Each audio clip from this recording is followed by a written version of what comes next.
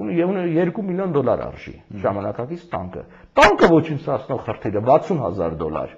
Այսինքն կարիք չկա քո $60,000 ներդրումը համարժեք է նրա $2 միլիոն ներդրմանը։ Հասկացաք։ Նույն ձևի, այսինքն եթե օդանավը արժի $30 միլիոն, նրա ոչնչացնող խրթիլը ասենք արժի 30 անգամ էժան կամ 60 անգամ էժան։ Հետևաբար ասել, որ Ադրբեջանի ներդրումները ռազմական ասպարեզում շատ են, բայց նա խնդիրները տարբեր են։ Մենք տարբեր խնդիրներ ունենք լուծելու։ Մենք պաշտպանական բանակ ենք եւ պաշտպանական կառույցներ, նա հարձակողական, նույնը մարտաքանակով։ Հետևաբար, ոնց եմ կրկնում, զիջել մի բան անորոշ խոստման հետևանքով, մենք կհանգենք նրան, որ մի քանի տարի հետո,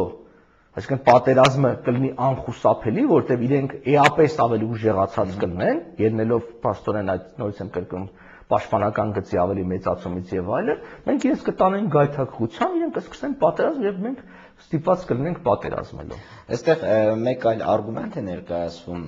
այսպես խաղաղության կուսակցության ներկայացուցիչների կողմից, դա միջազգային հանրության ճնշման մասին է։ Նշվում է, որ միջազգային հանրությունը, գիտեք, ճնշում է Հայաստանին, որպեսզի Հայաստանը ինչ-ինչ տարածքներ հանձնի, ճնշում է, որպեսզի գնա խաղաղության Ադրբեջանի հետ եւ մի շարք նման այլ արգումենտներ։ Ուղղակի ես չեմ կարողանում պատկերացնել, օրինակ Լոնդոնում նստած, ենթադրենք Լոնդոնում,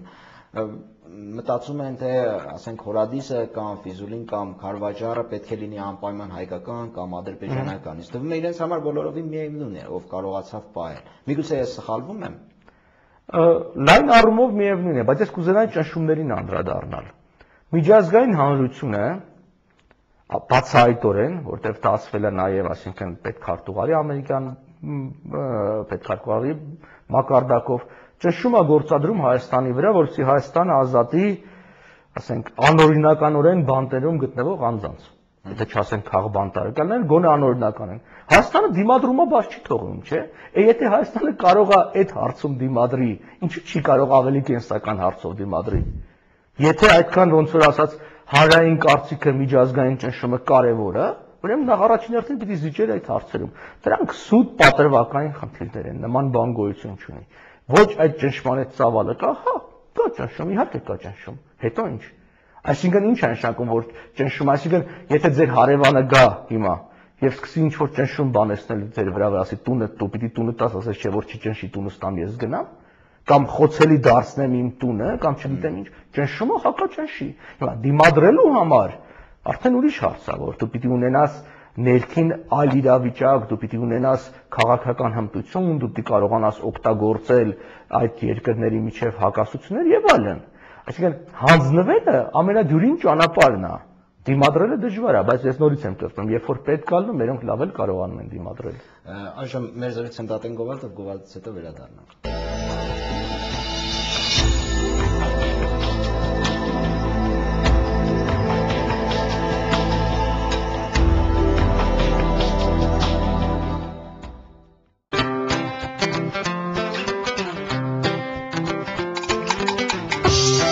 Օրանժում ինտերնետը բոլորի համար է։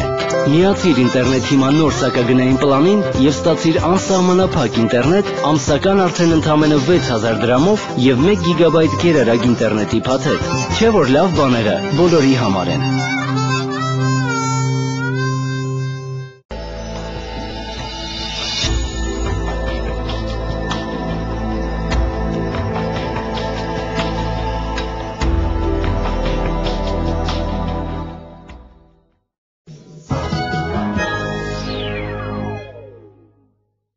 Հարգելի հեռուստադիտողներ, շարունակում ենք զրույցը Արա Պապյանի հետ։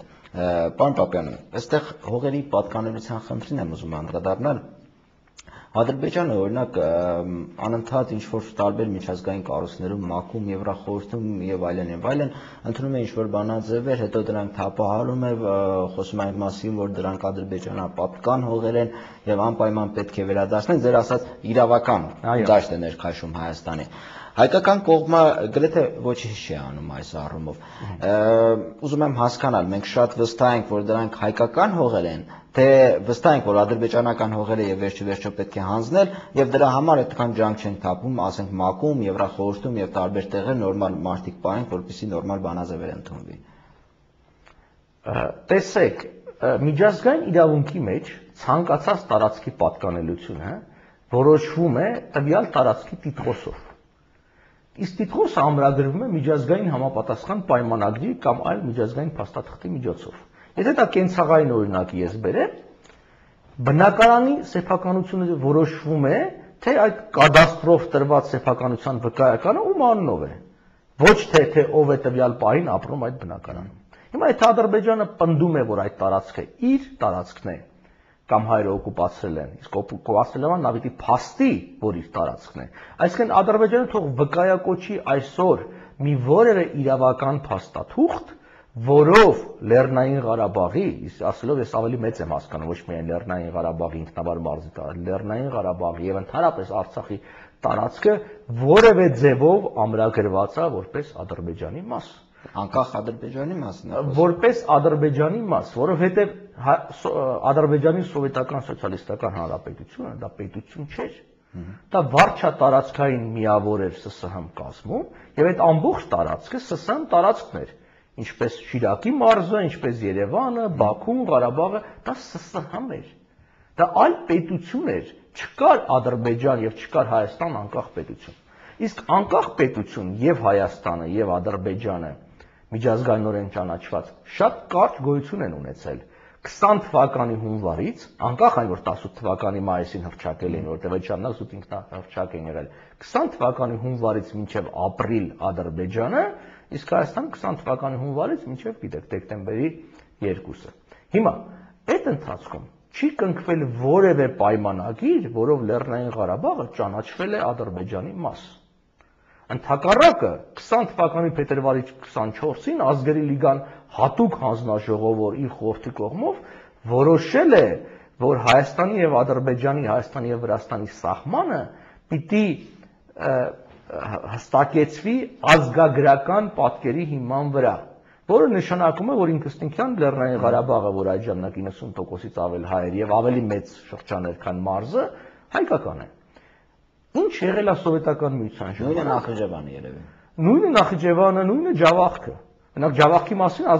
կա հատուկ որոշում, որ դա միանշանակորեն հայկական է։ Այսինքն դա 19 թվականի հունվարի որոշում կա, որտեղ 90%-ից ավելը։ Գիտեք, մենք շփոթում ենք շատ կարևոր հարց։ Սովետական վարչական բաժանումները եւ միջազգային իրավունքով ամրագրված տարածքները։ Մեր ամբողջ սխալը Լեռնային Ղարաբաղի բանակցային process-ում այն է, որ մենք ի սկզբանե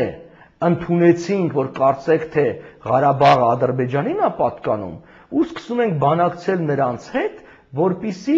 ասենք, Ղարաբաղի ժողովուրդը իր ինքնորոշման իրավունք իրականացնի։ Բայց ինքնորոշման իրավունքը